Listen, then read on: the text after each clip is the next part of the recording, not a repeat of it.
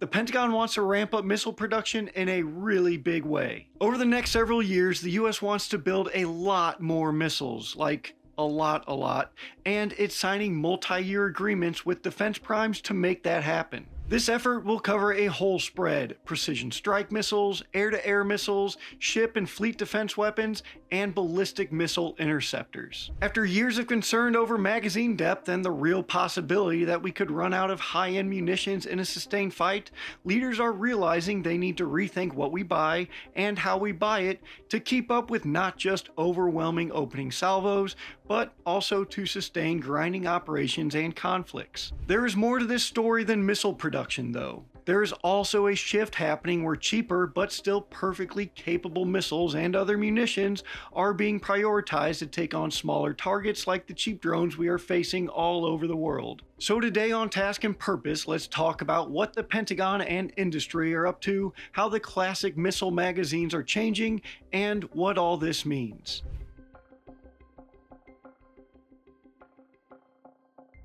So why are we doing this now? Well, put really simply, because we are firing a lot of missiles and not making a lot. And when you do that, the math shows that eventually you will run out. We're also managing to do this without even really fighting a war or a major conflict. You don't need a fancy degree to realize that if we ever get into a fight with a country that is even close to being our military peer, we could run out of missiles, and fast. The biggest wake-up call was probably the Red Sea fight, where the Navy engaged in the heaviest combat since World War II as they swatted Houthi drones and missiles out of the sky. This was a major stress test for the Navy's air defense inventory. Their own disclosures put the tally at nearly 400 munitions fired over about 15 months, including 120 SM-2 missiles and 80 SM-6 missiles, plus smaller counts of Evolved Sea Sparrows and SM-3s, and at points, the Navy even leaned on 5-inch guns to conserve missile stocks. On the strike side, the 2003 invasion of Iraq is still a pretty clean benchmark. Multiple sources put Tomahawk launches in the March to April 2003 window at 802. Right now, we only buy about 60 Tomahawks a year going off of budget documents. During Operation Midnight Hammer in June 2025, when we hit Iranian nuclear facilities, we used about 30 Tomahawks. And let's face it, the 2003 Iraqi military was kind of already beaten down because they still hadn't quite recovered from the first Gulf War in 1991. Despite that, we still threw over 800 Tomahawks into the fight in just the opening weeks. Put all that together and the lesson is obvious. Modern operations can burn through missiles fast, on defense and on offense, and that's why this production ramp matters. Now let's go over what the Pentagon is proposing and how exactly they want to accomplish this.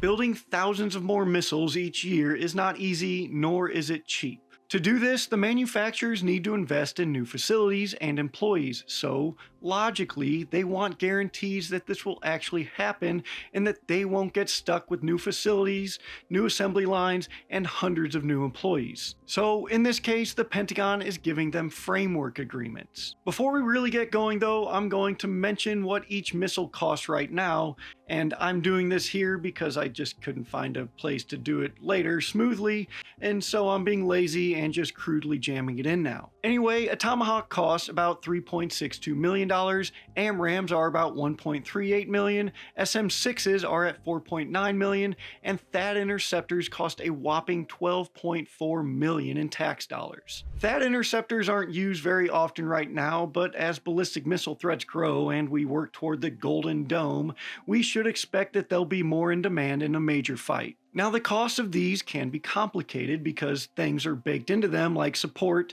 maintenance, and other sorts of things like that, so it isn't just the straight up missile that we're paying for. It is likely that when we start buying thousands of them, we might get a bulk discount because that's what usually happens. Now, let's finally talk about just how many we want to make each year. On February 4th, Raytheon signed a 7-year agreement with the Pentagon to scale Tomahawk production up to 1,000 per year.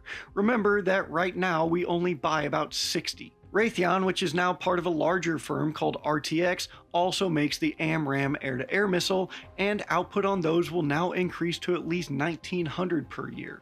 For fiscal year 2026, we are buying 534 of them to give you an idea of how in demand these are now. The SM-6, primarily used by the Navy to take out aerial targets but also capable of hitting ships and is now operational from the Army's land-based Typhoon missile launcher, will increase from roughly 125 per year to more than 500. On the missile defense side, Lockheed also got a 7-year agreement at the end of January that comes with a profit-sharing deal with the US government to boost missile production. They plan to ramp the PAC-3 Patriot interceptors from about 600 per year to 2,000, and THAAD interceptors from 96 annually to 400.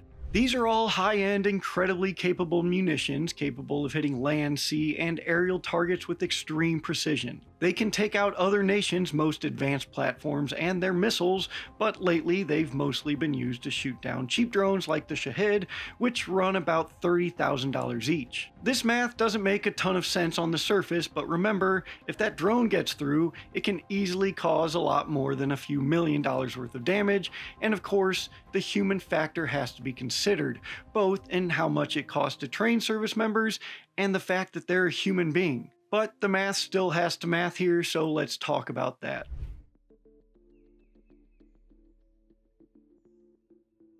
For a while now, especially during the still ongoing global war on terror, the US military has been using expensive weapons to take out things that just aren't very expensive.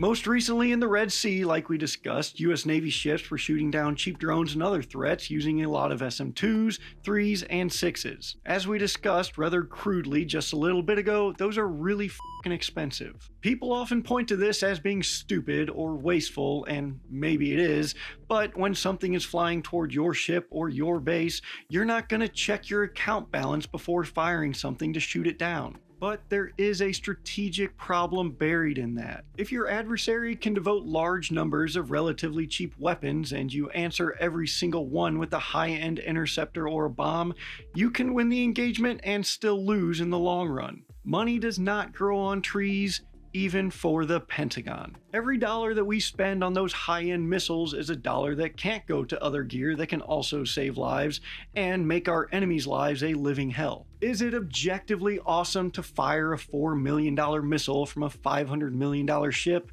Yes, it is. But subjectively, that is not a great idea. Money and munitions are a zero-sum game, and that's the cost curve problem. And solving it requires a different mix of weapons. You still need the premium interceptors, but you also need a middle tier and a lot of that. What makes this push for more of the high-end missiles even more alarming for our adversaries is that we don't need them to take out the cheap stuff anymore. We can now devote the high-end stuff to their ships, planes, and other expensive platforms, while the cheaper options go after the junk. So let's talk a little bit about those cheaper options that are going to be picking up the slack.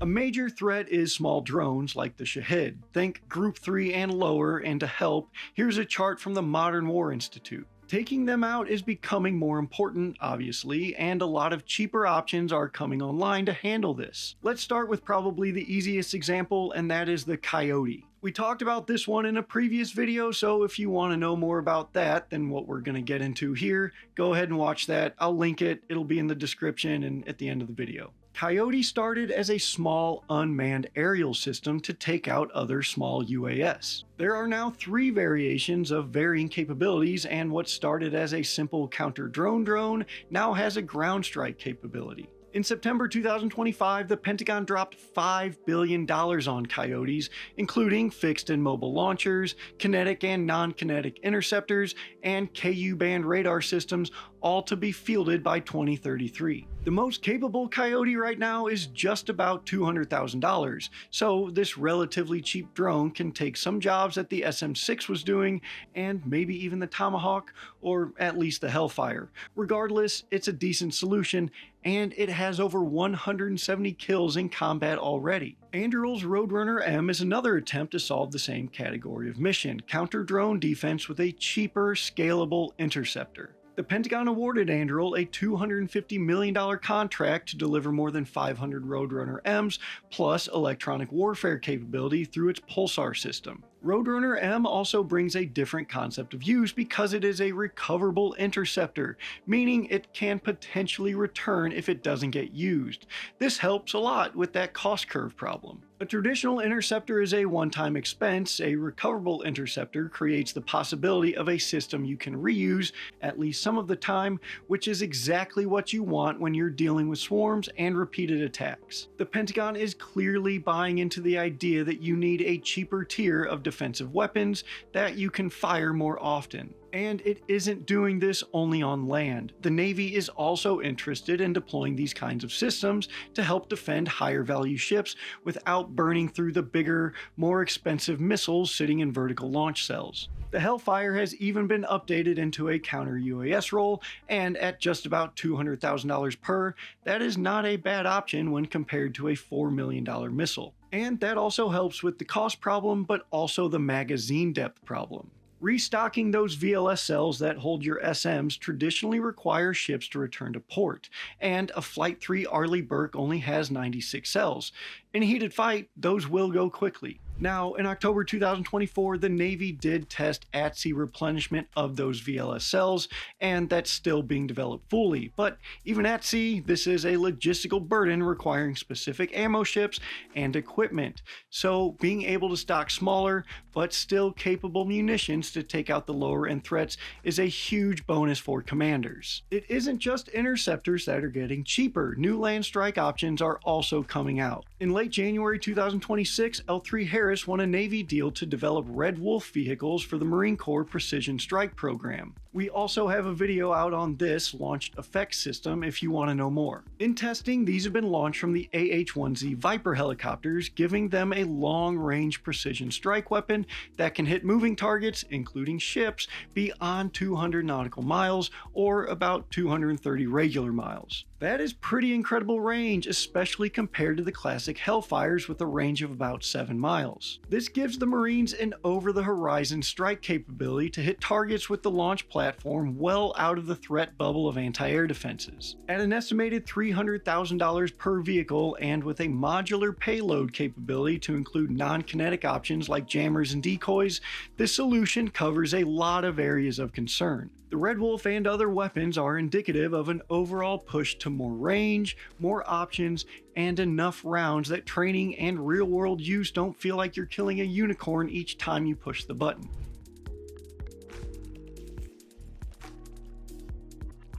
Now we can tie it back to the historical comparisons. If you accept that the 2003 invasion of Iraq saw 802 Tomahawks fired in the opening weeks, and you accept that current reporting says the US wants to build Tomahawks at dramatically higher annual rates than it has in recent years, you get a simple takeaway. And that takeaway is that the US wants to be able to do something like a major strike campaign and not spend the next decade digging itself out of an inventory hole. And on the defensive side, if you accept that the Navy has fired nearly 400 munitions in the Red Sea fight over about 15 months, you get another simple takeaway. And that is, sustained defense against persistent threats can drain magazines, and that's a problem for all of the US military. A lot of people think the next big fight will involve the United States and China, and a lot of people think that the US ramping up defense spending to over $1 trillion indicates that our leaders think that this is inevitable. If that is truly the case, this sort of effort is no longer an option. China has a lot, to put it very simply. They have a lot of planes, ships and boats, tanks, trucks, and troops. If war does break out, we won't be able to rely on exquisite systems to handle the volume of weapons that China has and can replenish. If we have any hope of winning the next big war, we will have to not only greatly expand our stockpile of missiles, but also our production capacity to keep restocking those supplies. We will also have to get used to using good enough solutions instead of super duper science projects with warheads on them. Of course, there is a lot more to this than just signing a few 7-year agreements and throwing money at the problem, so this is what we need to watch out for.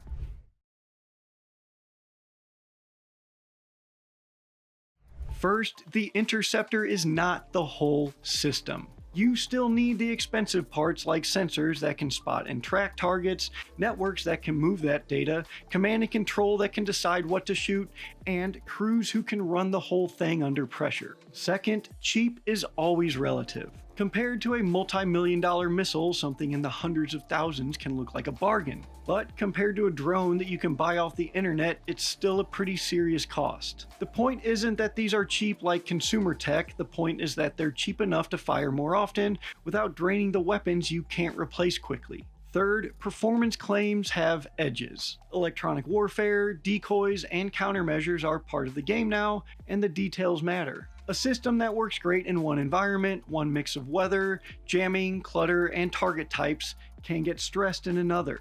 That doesn't mean the concept is bad. It means you should be skeptical of one-size-fits-all promises. Fourth, signing a long contract doesn't instantly fix production. Rocket motors, energetic materials, microelectronics, test ranges, those are the bottlenecks, and they don't scale overnight. Multi-year deals help because they let companies hire people and expand capacity without guessing what Congress will do next. But even with that stability, building a bigger pipeline takes time, and it rarely goes perfectly on schedule. The main takeaway is that the US is ramping up missile production while also filling huge gaps. We aren't just thinking about making more missiles, we are also thinking about making more of the right mix. Those high-end interceptors and premium strike weapons still matter a lot, but with cheaper interceptors like Coyote and long-range strike options like Red Wolf, we are freeing the expensive options to go after the expensive targets. That mix is the difference between having a force that can win a short fight